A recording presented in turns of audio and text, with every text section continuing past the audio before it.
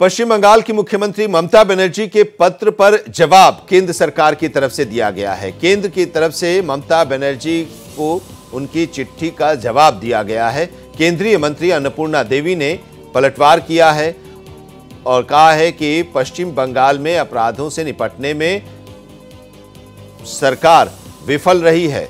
अन्नपूर्णा देवी ने जो जवाब दिया है उसमें कहा है कि रेप और पॉक्सो के हजारों केस वहां पर लंबित हैं। पश्चिम बंगाल में 48,600 रेप और पॉक्सो के केस लंबित हैं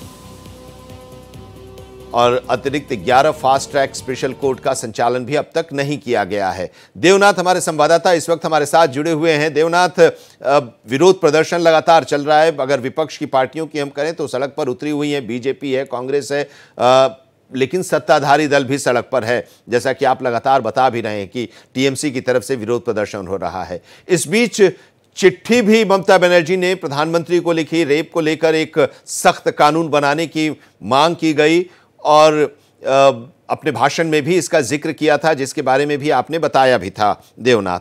अब केंद्र सरकार की तरफ से इसका जवाब भी दिया गया है कि आपके राज्य में तो कोई कानून और व्यवस्था ही नहीं है, आपके यहां तो हजारों मामले लंबित हैं और आप कह रही कि कानून बनाइए, आप उसको निपटा नहीं रही हैं। अब ऊपर से पलटवार केंद्र सरकार की तरफ से मंत्री अन्नपूर्णा देवी ने किया है।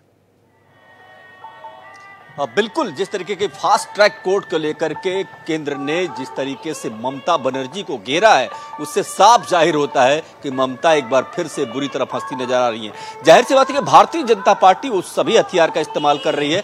सरकार को जहां एक और केंद्र को घेर रही है ममता सरकार, लेकिन वही केंद्र भी अपने तथ्य से, अपने फैक्ट से, तमाम तथ्य सामने रख करके जवाब दे रहा है। जाहिर सी बात है कि ये अभी और आगे बढ़ेगा, लेकिन इन सबके बीच आनंद ये मैं अपने दर्शकों से बता दूं कि आज गैर सरकारी संगठन लगभग 20 जगहों पर, जो सरकारी गैर सरकारी संगठन है, 20 जगहों पर प्रदर्शन कर रहे हैं जस्टिस के आस में। और इसके अलावा अगर आप देखें तो बीजेपी का धरना लगातार जारी ही है और तृणमूल कांग्रेस भी सड़कों पर है और कांग्रेस भी सड़कों पर है। लेकिन तमाम जगहों पर जब हम कोलकाता के तमाम इलाकों में जा रहे हैं, वहां पर लोग हमसे बात कर रहे हैं और वो कह रहे हैं कि ये आग बुझनी नहीं चाहिए, ये जो लड़ाई है ये थमनी नहीं चाहिए, इस पर बात होनी चाहिए, सोशल मीडिया के जरिए बात होनी चाहिए, मंच विरोध प्रदर्शन के जरिए बात होनी चाहिए। जाहिर सी बात है। और कल 1 तारीख को जब आप देखेंगे कि विरोध प्रदर्शन अलग तरीके से होगा, ममता का भी धरना प्रदर्शन शुरू हो जाएगा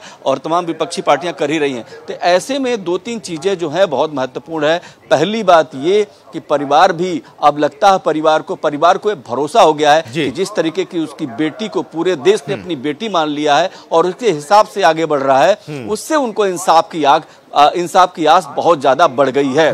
और मैं आपको बताऊं कि ये जो धींगा मुश्ती आप केंद्र सरकार की और पश्चिम बंगाल सरकार की बता रहे हैं, ये धींगा मुश्ती चलती रहेगी, ये आरोप प्रत्यारोप चलता रहेगा, एक दूसरे के पाले में गेंद फेंकी जाती रहेगी। लेकिन इन सबके बीच ये मुद्दा बिल्कुल जिंदा है और कल से ये उग्र प्रदर्शन और ज्यादा बढ़ जाएगा। और जिस तरीके से विरोध प्रदर्शन की राजनीति यहाँ पर रही है, यहाँ पर तो आप देखते हैं कि प्रदर्शन उग्र हो जाते हैं, यहाँ पर बम भी चल जाते हैं, यहाँ लाठियां बरसाई जाती है। तो जाहिर सी बात है कि अभी और बहुत कुछ देखना बाकी है। बहुत बहुत शुक्रिया इस अपडेट के लिए आपका